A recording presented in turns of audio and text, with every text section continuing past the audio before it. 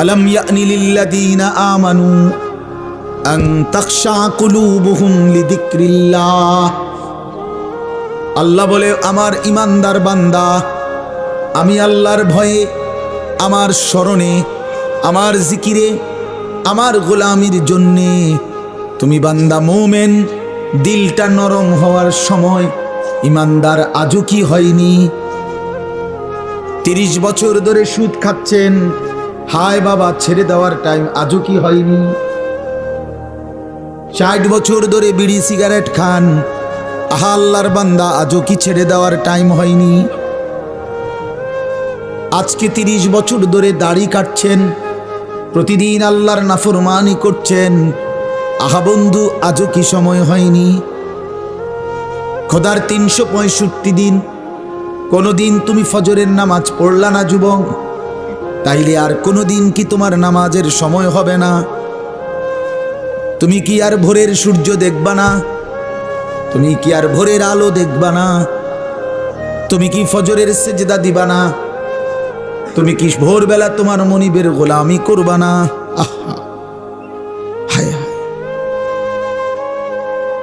আফাহাসিবতুম আন্নামা খালাকনাকুম আবাথা। আল্লাহ বলে, বান্দা তাহলে কি এই ভেবেছো আমি তোমাকে অনর্থক বানিয়েছি? ওয়া আন্নাকুম ইলাইনা লা তুরজাউন। আল্লাহ দ্বিতীয় প্রশ্ন করেছেন, বান্দা বলো তো, তুমি কি এই ভেবেছো, তুমি কি এই মনে করেছো নাকি আমি আল্লাহর কাছে তুমি ফেরত আসতে হবে না? উত্তর দেন, হ্যাঁ যেতে হবে কিনা?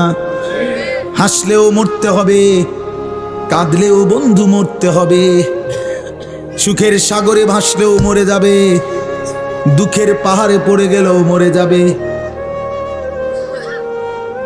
3 বেলা খাবার পূর্ণ জুটলেও মৃত্যু হবে, অভুক্ত ক্ষুধার্ত আর দারিদ্র হলেও মরে যাবে, মৃত্যুবরণ করতেই হবে। কুল ইন্নাল মাউতাল্লাযী তাফিরুনা মিনহু ফাইন্নাহু মুলাকীকুম। আল্লাহ বলে, বন্ধু বলে দেন আমার বান্দারা, মৃত্যু থেকে তোমরা যেখানেই পলায়ন করো না কেন, সে নিশ্চিত তোমাদের সাথে মোলাকাত করবে।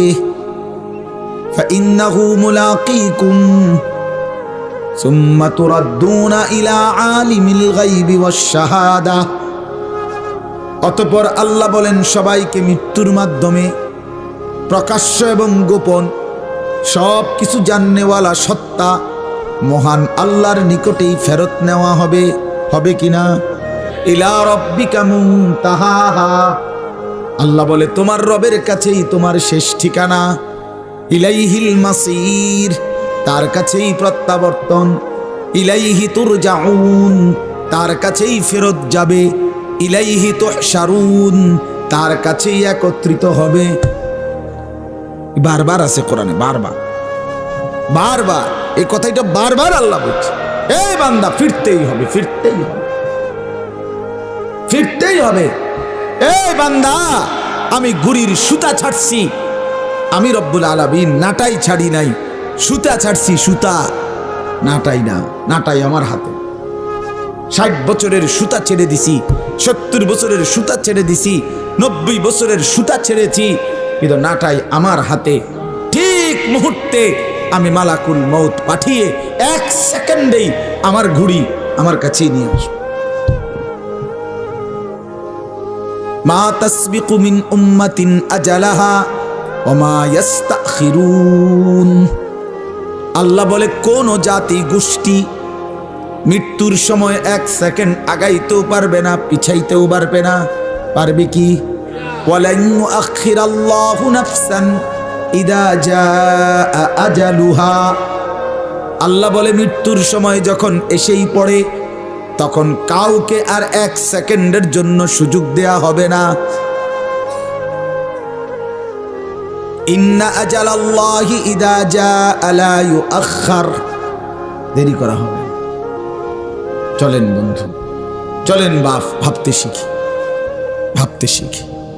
কারোর সাথে ঝগড়ার কারণে কোনো দম খাইছি না, যে আজ একটা সুযোগ পাইছি মাইকে সুরে লেন। বিষয়টা কি এমন না? বাপ কসম আল্লাহর এমন না। রাগের কি আছে? মারামারি ঝগড়াঝাটির তো কিচ্ছু না। অনুভূতি জাগাতে চাই, বিবেক জাগাইতে চাই, নওজওয়ানদেরকেও জাগান। মুরব্বী বাবা চাচা আপনারাও জাগেন। আপনাদের ঘর, আপনাদের পরিবার, আপনাদের স্ত্রী সন্তান, মানুষগুলো নিয়ে যদি সুন্দর হয়, নিজের স্ত্রী, নিজের ছেলে মেয়ে, নিজের জীবন, খোদার কসম বাপ, এই মানুষ যারা, মানে আমি, আমার স্ত্রী, আমার ছেলে মেয়ে, আমার ফ্যামিলি, তাদের দিন, তাদের চরিত্র, তাদের আখলাক, তাদের নামাজ, তাদের বন্দিগি, আল্লাহর কসম এটাই জীবনের সার্থকতা। এটাই জীবনের সারা জিন্দিগির মেহনতের, পরিশ্রমের সফলতা। সারা জীবন পরিশ্রম করে 60 বছরে আমি শুধু খাট পালং সোফার ফার্নিচার বানাইলাম, আসবাবপত্র আর গহনা বানাইলাম, ইট বালু আর সিমেন্ট আর টাইলসের মেহনতি করে গেলাম, এটা তেমন উল্লেখযোগ্য কিছুই হলো না। পরবর্তী আপনার ইন্তেকালের পরে 20 বছরের ব্যবধানে একটা ফার্নিচারও আমনেরটি ঘরে থাকবে না। এই সোফা পৃথিবীর সবচেয়ে দামি কাঠ দিয়া বানাইলেও বন্ধু আমার, বাপ আমার, আপনার মৃত্যুর 20 বছরের ভিতরে আপনার জেনারেশন, ছেলে মেয়ে, নাতি নাতনি, কেউ এগুলো রাখবে না।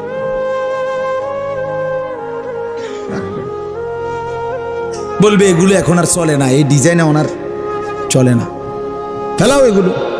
কেউ যদি বলে এরে পুত, এই বেটা, তোর আব্বারে আমি নিজে দেখছি রে, রৌদ্রের মধ্যে মেস্তুরির সামনে দাঁড়াই আসিল টাটকা রোদে, কি কষ্ট করে যে বানাইছে তোর আব্বা, নিজে থেকে তুই এত কষ্টের বানানো তোর বাবার জিনিস ফেলে দিস না। ছেলেটা বলবে না কাকা কি কর, জিনিস চলে না, এটি লইয়া বইয়া থাকলে ঠিক কিনা বলেন? এটা চলে না। এই সোফা এখন চলে না, তো এই খাট এখন চলে না, এগুলো এখন নিয়ে বসে থাকলে হবে না। তাহলে এই দুনিয়ার এই আসবাবপত্র বন্ধু বাপ, এগুলো চলে না। কিন্তু আল্লাহর কসম, সেজদা চলতেই থাকবে, জিকির চলতেই থাকবে, আল্লাহর রাস্তার সাদাকা চলবে, রোজা চলবে, একেবারে জান্নাত পর্যন্ত আপনার হাতে ফেরত দিবে। আররাফাহা লাহুম আররাফাহা ইয়ারিফুনাহা, কোরআনে আছে, তাফসীরে লিখছে, আল্লাহ তাআলা জান্নাতের মধ্যে জান্নাতি বান্দাকে তার দুনিয়ার প্রত্যেকটা আমলের কোন তার বিনিময়ে কতটুকু দিছে নিয়ামত জান্নাতে, এটা আলাদা আলাদা দাগ নম্বর, খতিয়ান নম্বর, বিএস নম্বর, সিএস নম্বর, আরএস নম্বরের মতো মিলাইয়া দিবে। এ বলে দিবে 5ই মার্চ 2024 রোজ মঙ্গলবার 10টা 47-এর সময় ফেরেশতা বলে, আপনি যে একবার সুবহানাল্লাহ পড়ছিলেন, এই সুবহানাল্লাহর বিনিময়ে আপনি জান্নাতের এইটুকু নিয়ামত পাইছেন, বুঝে নেন। এইটা আবার আলাদা দিবে, এই যে অঙ্কারটা, অন্য আরেকটা সুবহানাল্লাহ কইছেন আলাদা, এই প্যাকেট আলাদা। আররাফাহা লাহুম ইয়ারিফুনাহা, সে চিনবে তার কোন নিয়ামতের পুরস্কার, ফজরের কোনটা, জোহরের কোনটা, আসরের কোনটা, মাগরিবের কোনটা, ইশার কোনটা, শনিবারের কোনটা, রবিবারের কোনটা। হ্যাঁ, আমরা তো বেকুব না মিয়া, বেকুব দেখে নামাজ পড়ি, ব্যাপারটা এমন না। ওলামায়ে কেরাম বেকুব মনে করেন নাম নেই, যে বেকুবের কারণে বড়া 8-10 হাজার তেল হইয়া বইয়া রয়েছে, বেকুবের কারণে।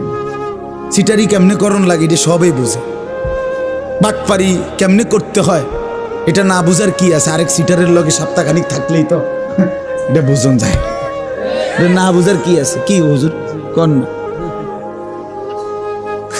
তে বেটা 3টা কমলা ফাঁসা দিয়া কেমনে ডজন মিলায়, এটা লেগে বুঝি ঢাকা ইউনিভার্সিটি ডিগ্রি লাগে, এই বাটফারের লগে থাকলেই তো। ওজনে কেমনে কম দেয়, এটার জন্য কুমিল্লা বিক্রি কলেজ থেকে অনার্স লাগবে দেয়, এই সিটারের লগে থাকলেই তো হয়। যে দোস্ত কোন ফাঁকি দিয়ে কমটা দেন, হেঁটে করবো 3টা দিন তুই শুধু খেয়াল করবি কেমন হয় যে কাস্টমার ঠগায়, এরপরে তুইও পারবি, এটা তো ঠিকই, তো সবাই তো পারবে। দুনিয়া না বুঝার কি আছে বলেন বাস? ওলামায়ে কেরাম বলেন, দিনদার বলেন, হালাল উপার্জনকারী বলেন, আল্লাহর কসম আখিরাতকে ভয় করে, পরকালের ফিকির করে, মালিকের সামনে দাঁড়ানোর ফিকির করে বলে, বরং আপনার চাইতে কোটি গুণ বেশি চালাক, বুদ্ধিমান। কারণ দুনিয়া লুবি, হারামখোর, সুদখোর, ঘুষখোর, দুর্নীতিবাজ, অবৈধ উপার্জনকারী, চরিত্রহীন মানুষ, সে তার লাভ লোকসান সবটাই হিসাব করে দুনিয়া নিয়া। এক ইমানদার, তার পরিকল্পনা আরো সামনে, তার টার্গেট আরো সামনে, তার বুদ্ধি বিবেচনা আরো সামনে। সে টার্গেট করে জান্নাত পর্যন্ত। সে বুঝে আমি এখানে থামলে হবে না, আমাকে কবরে যেতে হবে। আমি কবরে থামলে হবে না, আমাকে হাসরের মাঠে যেতে হবে। আমি হাসরের মাঠে থামলে হবে না, আমাকে মিজানের পাল্লার কাছে যেতে হবে। আমি মিজানের পাল্লায় থামলে হবে না, আমাকে ফুলসিরাতে যেতে হবে। আমি ফুলসিরাতে থামলে হবে না, আমাকে জান্নাতে ঢুকতে হবে। যেদিন জান্নাতে ঢুকবে সেদিন ইমানদার বলবে, ওয়াকালুল হামদুলিল্লাহিল্লাযী আযহাবা আন্নাল হাযান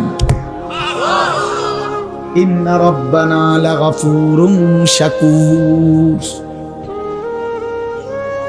আল্লাহ বলেন, জান্নাতি জান্নাতে ঢুকে বলবে, আল্লাহ আপনার প্রশংসা, আজকে গিয়ে জিন্দেগির সব পেরেশানি দূর হলো।